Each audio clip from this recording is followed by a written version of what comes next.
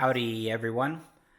As you can see, I have the rear window now in place on the fuselage and in its correct orientation, meaning that I have it behind the skin, underneath of the rear skin, and I have it now sitting around the roll bar quite nice. Prior to getting to this point, it wasn't fitting up here really well, and I'll explain that here in a minute.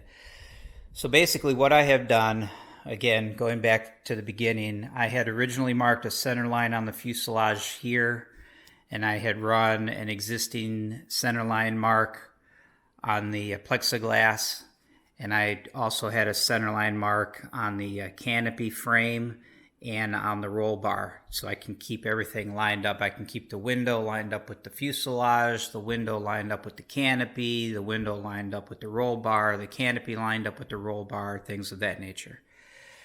So after I had this in place laying on the outside, all I did was position it on the roll bar, leaving me a little bit of leeway between the edge of the plexiglass and the cut line that's still marked on the tape underneath.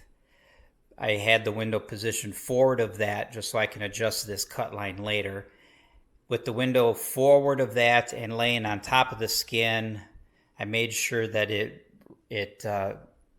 the center lines matched and that it still sat the way that it wanted to sit. I reached up underneath. My wife held the plexiglass tight against the fuselage on the outside. I reached in from underneath and marked a line following the contour of the aluminum.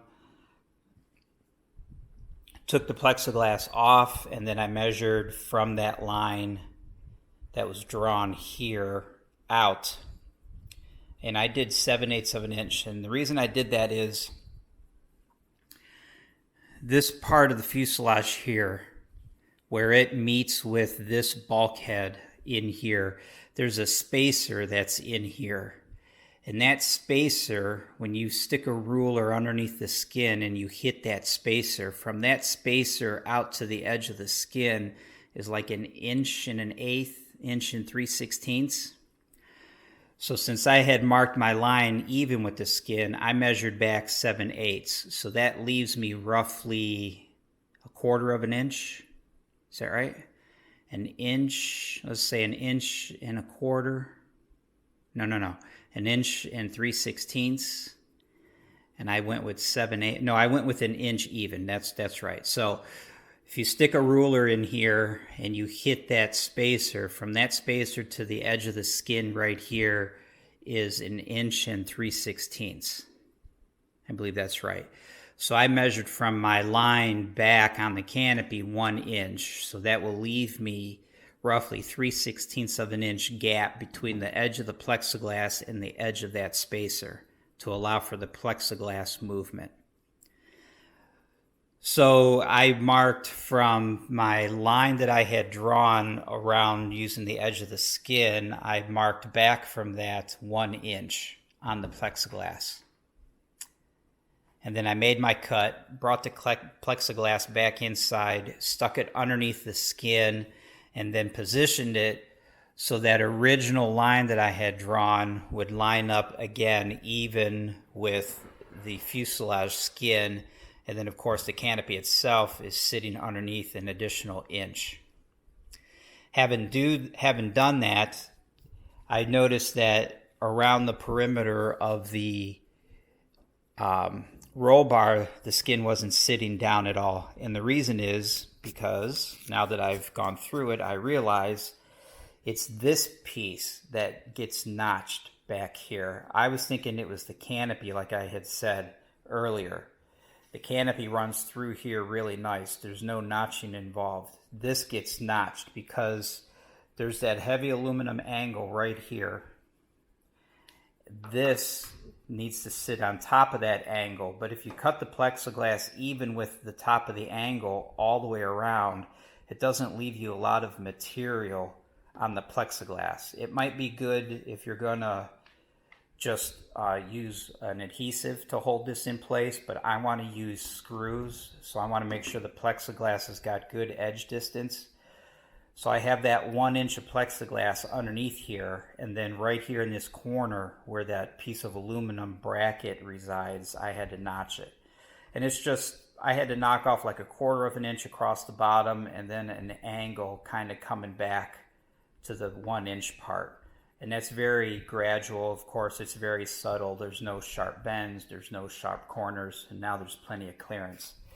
I think you might be able to see roughly how much clearance so it would fit over top of this aluminum angle.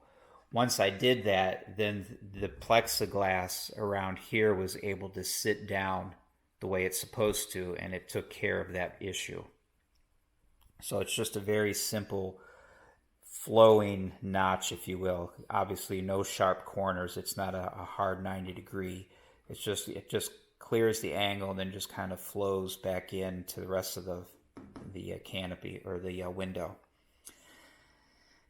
And I also made it large enough, I don't know if this will show, but I don't know if you can tell that there is a decent gap between the bottom of the canopy and the top of this aluminum angle. They don't make contact with one another. There's a gap in there which will allow the canopy has a thermal coefficient such that it moves around a lot with temperature. So I want to keep a gap in there on both sides, and I want to keep a gap, like I said, between the plexiglass and the spacer that's in here. So that is where I am currently. I don't believe I need to do any more actual cutting, at least on the back side. What I need to do now, I still have my reference line drawn on the roll bar itself. I'm going to go ahead and transfer that reference line onto the rear window. Then I'll take this out and I'll do that cut. At that point, it's just going to be a matter of putting the canopy back on and then fine-tuning this edge to mate with the canopy. And as I do that, if that brings this out forward just a little bit, that's perfectly fine, because I've got a lot of material tucked up underneath the skin that I can get away with shifting this forward if I need to. It will be very minimum. Once I get this line cut, it'll just be a matter of cleaning up this edge to match the rear edge of the canopy as best as I can get it. So to do that, I've used a number of different tools. I know I've talked in my other videos about going over the tools that I've actually used, so I'll do that now. I start with my actual cutting of the plexiglass. I just use my Dremel. It's got a reinforced cutoff wheel and this 90-degree adapter. This works really well. It sands as it cuts, sort of, so it leaves a pretty decent finish on the plexiglass right off the bat. And it does cut really well. I had to do multiple passes. I just felt better about, making a shallow pass and then a second pass, sometimes maybe even a third in certain areas. But this seemed to work really well. I use this one wheel for all of my cutting. I have multiple wheels, but these are very durable when they're cut in plexiglass. So I actually compared this wheel to a brand new wheel, and it's the same diameter as a new wheel. So this is not being worn down at all. So just one single wheel, and the Dremel is all I needed for my actual cutting. Once I had the pieces, the bigger pieces, lopped off and out of the way, I would come back and do an initial cleanup with this Scotch-Brite pad. I have multiple pads. This is, I don't know if this is considered blue or green. This is not the most coarse, I don't believe, but it's fairly coarse. And I just use this high speed on my cordless drill to further clean up the edges and to start working out the waviness. This wheel being so small, it's hard to maintain a perfectly straight line, so you do get some variations as you're cutting. This will take down those high spots really fast.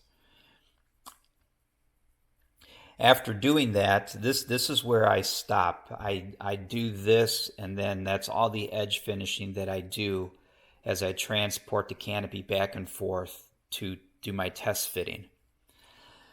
If I need to take off any more material, I use this wheel. This is a sanding wheel that I put again on my cordless drill, and it will take off a lot of plexiglass really quick. Obviously, you can't use it to make a cut to separate pieces, but once the pieces are separated, I could use this to get down that last eighth of an inch or so that I need to get down to the line that I had drawn. This works really well for that. It's quite coarse. I'm not really sure what the grit is. I believe it to be about 60 grit. This will take down the plexiglass really quick, and then again, I follow that up with this Scotch-Brite pad just to clean up the edges. I had said that I did that little notch on the back window there to clear that heavy aluminum angle. Once I had that rough cut, I used this little sanding wheel just because it's got a smaller radius to clean up the edge of that notch.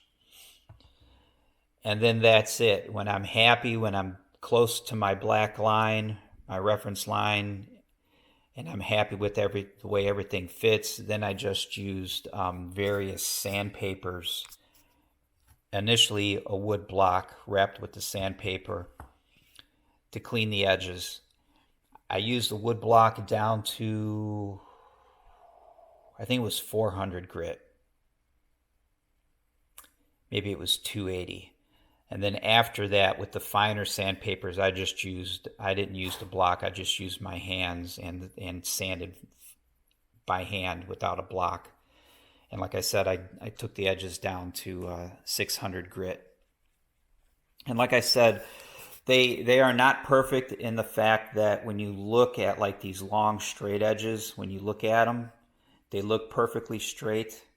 But when you run your hand along the bottom, you can still feel a little bit of waviness here and there. Not the whole thing, just in certain sections. You can feel, like right here, there's a little bit of a wave. But you can't see it, you can only feel it. But the edges themselves are really nice. Let's see if I can get this. I don't know if this will show, but here's the edge here. Like I said, I don't know if that's going to show up, but they're very clean, very nice. So that's the method I used. That's worked the best for me with the tools that I have on hand. Like I said, I don't have a grinder of any type. I don't have any pneumatic grinders. I don't have an electric grinder of any kind, cut-off wheels, whatever. I only have my Dremel. Use that for the major cuts. Use this to take down the material closer to your reference line. Clean up the edges with the Scotch-Brite wheel. And then once everything is fitted and trimmed and is pretty much done, I clean up all the edges by hand with sandpaper down to 600 grit. All right, so next up I'm going to lop off the front edge of that window, and using the tools that I just described, I'll take that back to my reference line or close to it, put the canopy back up on the airplane, get it into position, and then fine tune that edge on the window to match the edge of the canopy. All right. So here we are almost 14 minutes later, and I'm done talking. I will talk to you guys later. Howdy, everyone. So here it is. This is pretty much the finished canopy. I've done all the final trimming on it, and I've gone ahead and put the finishing touches on all the exposed edges. I worked those down all the way down to 600 grit using 600 grit sandpaper. So they're very, very nice and finished, and I believe for now the canopy is done. Is it perfect? No. There's a lot going on. There are a lot of compound curves, right? You've got the curve of the canopy going up this way. You've got the curve of the canopy this way. On the sides, it's pretty much almost straight down. And then when you look at the glare shield, the front skin of the frame, it kind of runs uphill a little bit. You've got a curve in this orientation here. From the front to the rear on the sides, it kind of widens out this way. So it's very difficult to get everything exactly perfect. Next time I have the canopy actually on the airframe, I'll show you how it fits. But it's very close. It's very nice. I'm very happy with it. But it is very tedious, and I don't want to keep fine-tuning it. At this point, I feel like I'm splitting hairs. So I don't want to continue to do that, because I'll just be chasing it, probably for the next month. And by the time I'm done, I won't have any plastic left. So I'm happy with it. I'm going to call it finished for now. I may have to tweak the back edge a little bit. It depends on how I get the rear window to fit. It's probably going to be easier to modify the rear window to fit the canopy than to do it the other way around. So I'm going to say that this is done. Moving on to the rear window, if you recall, as I said, I've got a reference line here on the fuselage, and I continued that reference line across the canopy and also marked it on the roll bar underneath. Using that as a guide, I positioned the rear window on top of the fuselage and positioned it lining up my lines. And again, like I did the forward canopy, just kind of sat it on the fuselage, moved it around a little bit to let it take a natural set. And again, the lines kind of automatically lined up. And I held it against the fuselage, and then my wife held it tight against the fuselage, and I reached in from inside. I reached underneath with a marker, and I traced the skin, the line of the skin, onto the canopy. Then, of course, I measured from that reference line back to make my actual cut. Now, if you notice this piece here, I forget what the part number is for this metal piece. Up underneath here, there's a spacer. If you slip a ruler with the canopy off, if you slip a ruler underneath the skin, the distance from that spacer to the edge of the aluminum, I believe, is like 1 3/16. So when I marked my line here on the canopy, I measured back 1 inch to make my actual cut. That will give me roughly 3/16 of an inch gap between that spacer and the edge of the canopy. So after having done that, I brought the window back in, and I was able to slip it under the skin, as you see here. Now, originally, the fit around the sides here was really bad. This was standing up off of the roll bar. And the reason is that step that I was talking about, I thought people were talking about the canopy would come through here, and you'd have to notch the canopy to clear this heavy metal aluminum bracket. That was wrong. It's obvious to me now that the cutout needs to be on the window. I am going to attach my plexiglass with screws, so I need a decent amount. The window needs to come down a decent amount all the way around this edge, so I have edge distance for screws.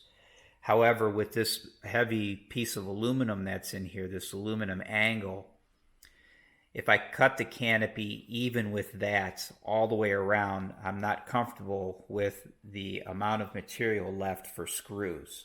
So in the corners, I had to notch this a little bit, just to give it a little bit of